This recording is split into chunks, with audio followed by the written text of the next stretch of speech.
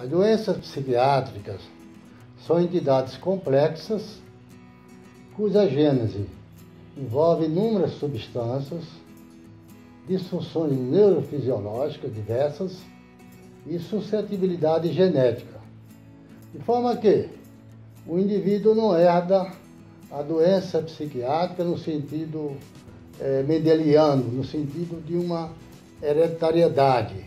Ele herda uma predisposição a ter aquela determinada doença. Essa predisposição, ela pode se confirmar de acordo com o ambiente. Se o ambiente for desfavorável, o indivíduo pode ter aquela doença. Se ele for favorável, mesmo o indivíduo, herdando a predisposição, poderá não ter a doença. As doenças psiquiátricas, principalmente as chamadas doenças psicóticas, esquizofrenia, transtorno bipolar do humor, que antigamente era chamado de psicose maníaco-depressiva, são doenças crônicas que muitas vezes levam à incapacidade laborativa. São doenças graves e que sempre foram vistas com muito preconceito pela sociedade. Essas doenças psicóticas graves, tipo esquizofrenia ou psicose maníaco-depressiva, elas sofreram, no curso da história da humanidade, diversas interpretações.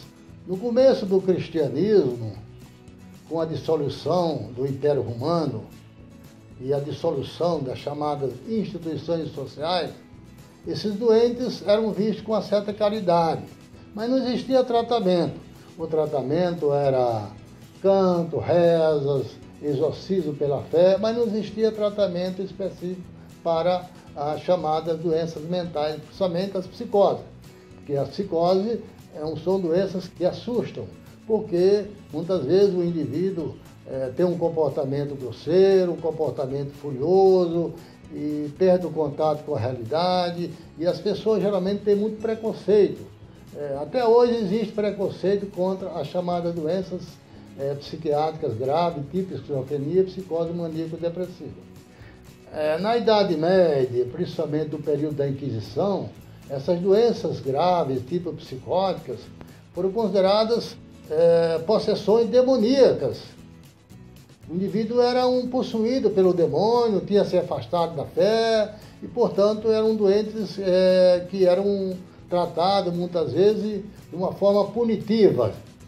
Muitos receberam o chamado exorcismo pelo fogo, foram acorrentados, foram algemados e o tratamento não existia também.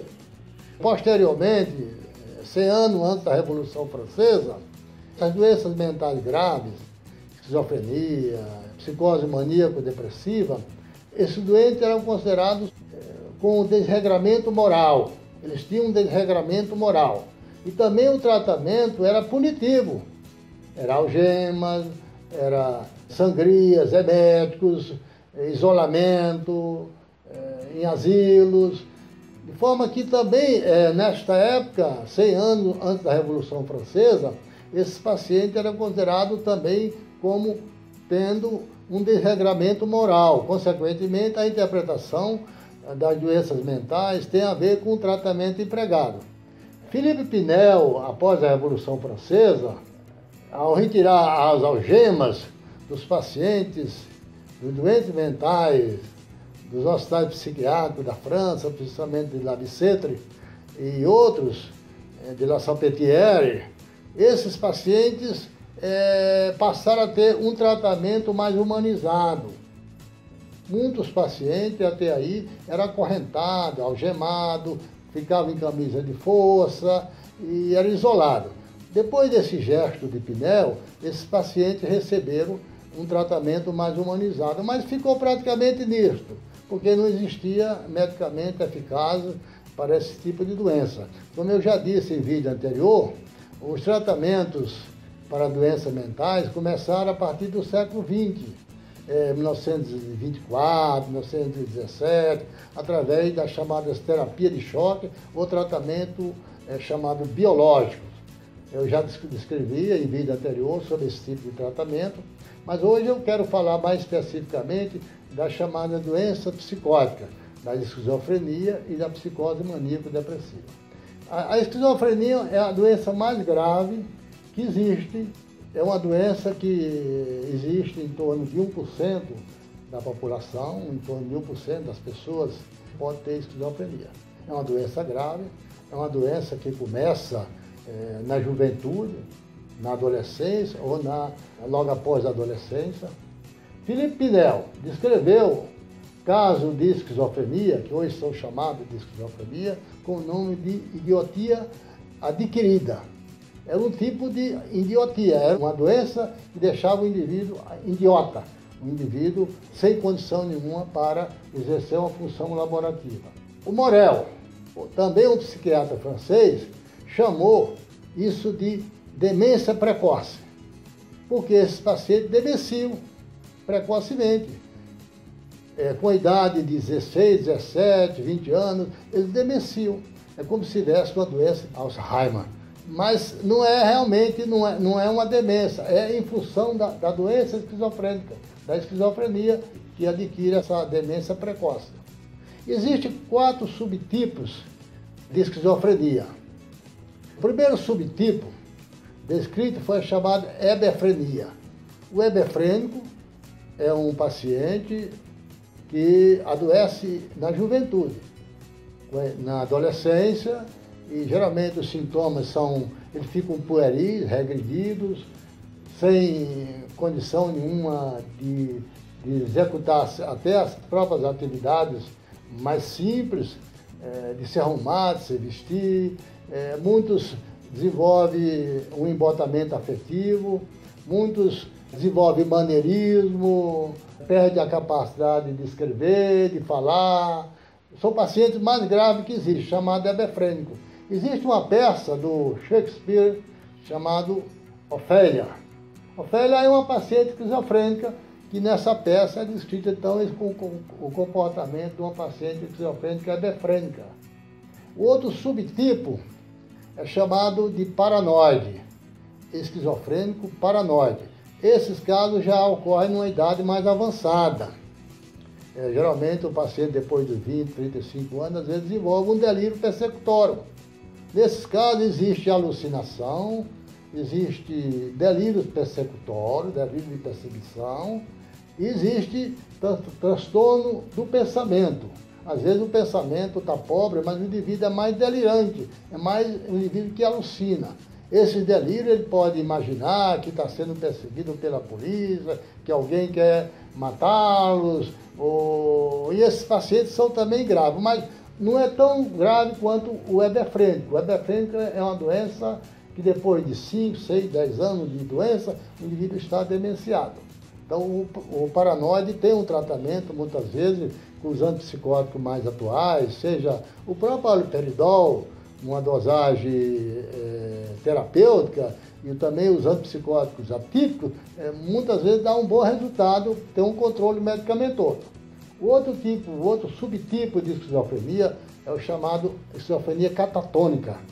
O catatônico geralmente tem transtornos de pensamento, mas também transtorno de rigidez mental, muscular. Se o indivíduo, se ele for colocado num determinado ambiente, sentado numa cadeira, num determinado local, ele muitas vezes fica horas e horas parado ali sem se movimentar. É o catatônico, é o chamado subtipo catatônico.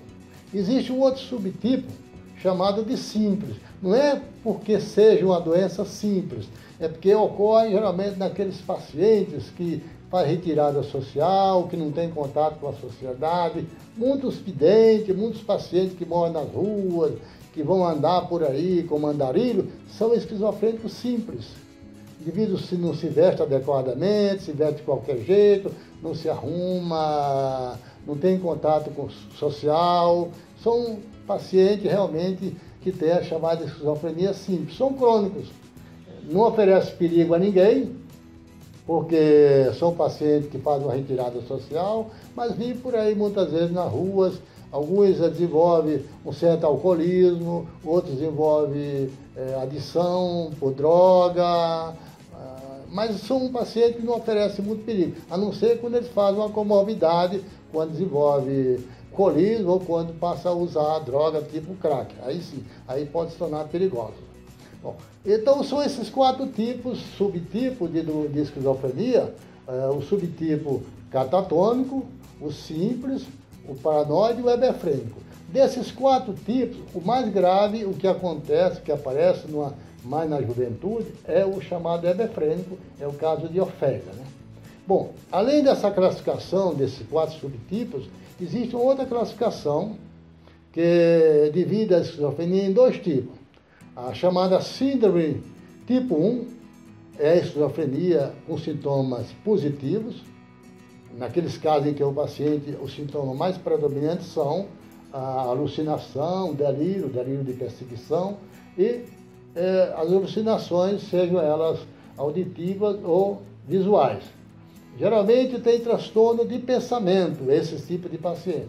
Já a chamada síndrome tipo 2, naqueles pacientes que têm os chamados sintomas negativos, esse paciente tem embotamento afetivo, não tem vontade de fazer as coisas, não tem iniciativa, tem retirada social, são mais quietos, se isolam, são casos mais graves, mas requer também tratamento. Os tratamentos de hoje em dia tanto pode ajudar no controle medicamentoso, tanto dos pacientes com sintomas positivos como pacientes com sintomas negativos. Essa é uma classificação que se usa muito hoje em dia. Quando o paciente nos procura, a gente verifica se ele está com sintoma positivo ou com sintoma negativo. Evidentemente, com os sintomas positivos, o tipo de medicamento é um, o sintoma negativo, o tipo de medicamento é outro. É importante, por quê? Porque muitos pacientes, apesar de existir medicamentos eficazes, mas é sempre um tratamento, a escolha do medicamento tem que ser individualizada. Por quê? Porque se o paciente já tem uma obesidade ou já está acima do peso, se eu prescrever para esse paciente um medicamento que engorda, tipo risperidona ou olanzapina, ele pode desenvolver uma obesidade mórbida. Isso pode levar a hipertensão, pode levar a diabetes, então eu tenho que ter um cuidado. Então eu tenho que usar um antipsicótico que não engorde tanto. Então o tratamento é sempre individualizado e que requer o olho clínico do especialista para individualizar o tratamento.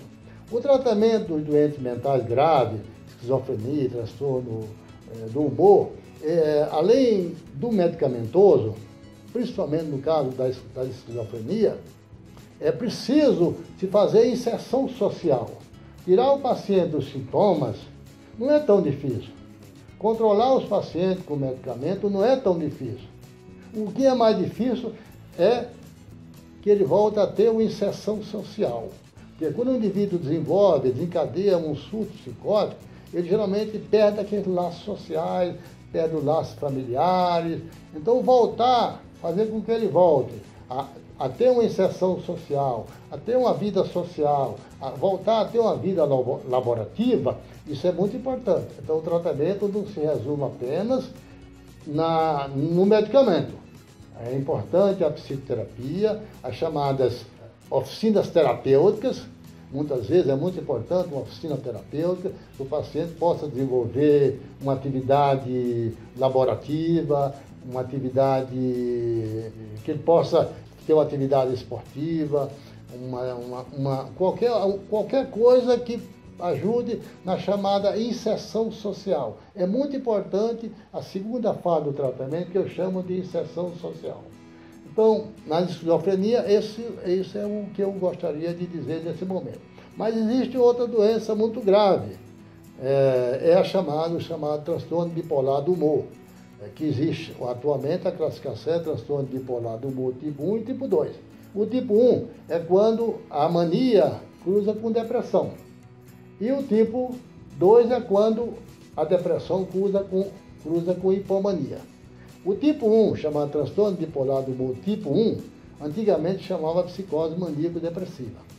É um paciente grave e o diagnóstico desse paciente em surto maníaco não é tão difícil fazer.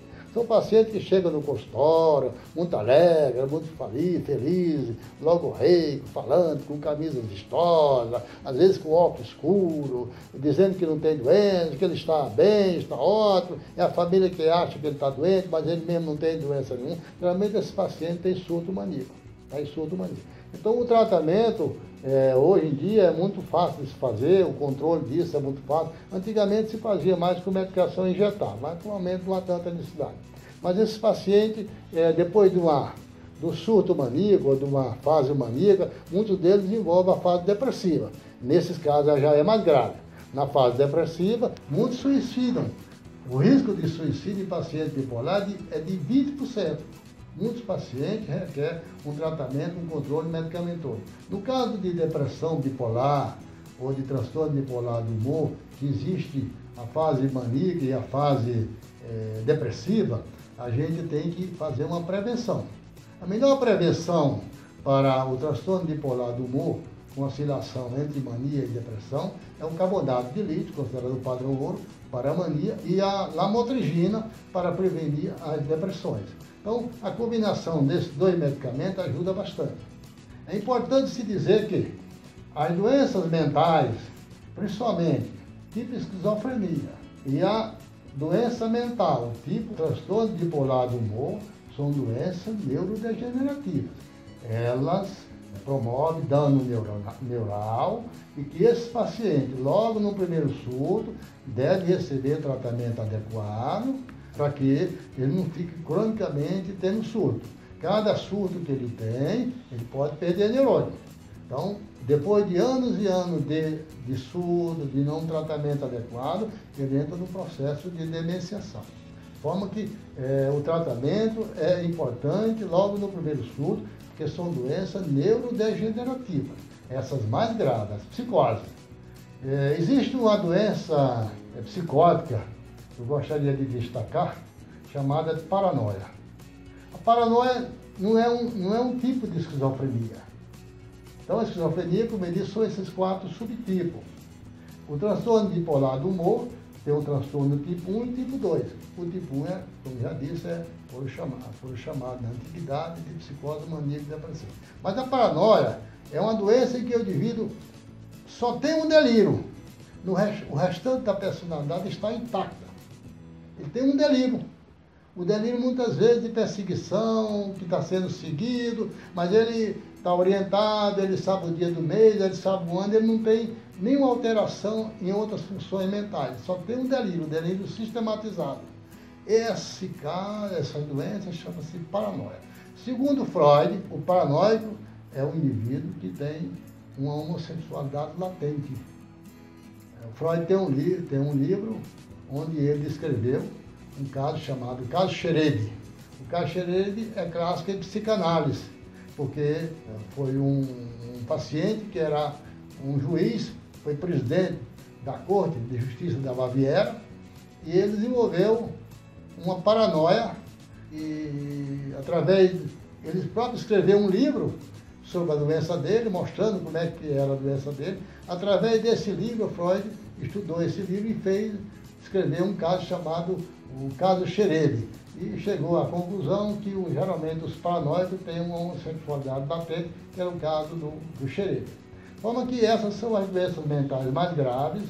Existem outras doenças mentais também graves, mas a psicose maníaco-depressiva e a esquizofrenia são as doenças mentais mais graves. As outras doenças são também graves, mas não tão incapacitantes. Os transtornos de ansiedade são doenças também que hoje em dia são muito comprometedoras, porque devido ao estilo de vida. As pessoas hoje em dia estão com bastante transtorno de ansiedade em função do estilo de vida, da vida que estão levando, vida com muita pressa, um ritmo de vida realmente com muita pressa, e os indivíduos estão tendo muitos transtornos de ansiedade generalizada, pânico, são doenças realmente mais do modelo civilizatório. De forma que hoje eu queria agradecer aos que estão me seguindo no Facebook, no canal YouTube, por esse trabalho que eu estou desenvolvendo. A minha função, o que eu tenho de intuito aqui é ajudar as pessoas a entenderem as doenças mentais para que possam vencer os preconceitos. Porque ainda existe muito preconceito com relação às doenças mentais. Muitas até hoje são vistas como sendo doenças espirituais. Isso é um atraso, porque muitos pacientes poderiam se beneficiar com a moderna psicofarmacologia, seja para caso de psicose, seja para caso de ansiedade, caso de pânico, caso de transtorno obsessivo compulsivo, mas muitos não se beneficiam porque não procuram especialista. Muitos vão para clínicos gerais, para neurologia, evita o psiquiatra, porque diz que quem vai ao psiquiatra é louco, e não é verdade. Outra coisa também, outra situação, muitos pacientes não querem se tratar com psiquiatra, não procuram ajuda, porque diz que tem que tomar medicamento pelo resto da vida. Mas, vejam bem, quantas doenças chamadas médicas ou clínicas, os pacientes têm que tomar medicamento pelo resto da vida? Se o indivíduo é diabético, tem que tomar medicamento pelo resto da vida. Muitas vezes até são dependentes de insulina. Se o indivíduo tem uma hipertensão, vai ter que tomar medicamento pelo resto da vida. Então não é só na psiquiatria que o indivíduo tem que tomar medicamento pelo resto da vida. Muitas doenças psiquiátricas e doenças clínicas, a necessidade de tomar medicamento psiquiátrico pelo resto da vida. Os medicamentos podem ser tomados ad infinitum, sem problema nenhum, em dose terapêutica, não causa problema de prejuízo cognitivo. Em dose terapêutica pode ser tomado pelo resto da vida sem nenhum problema. Igual os medicamentos praticamente não promovem mais impregnação, como antigamente. O indivíduo toma o seu medicamento, igual toma um remédio de pressão, pode ser tomado pelo resto da vida, sem nenhum problema, e o benefício é enorme. E em muitos casos é a necessidade de tomar um benzodiazepínico para ter uma qualidade de sono melhor, porque o melhor alimento para o cérebro é o sono.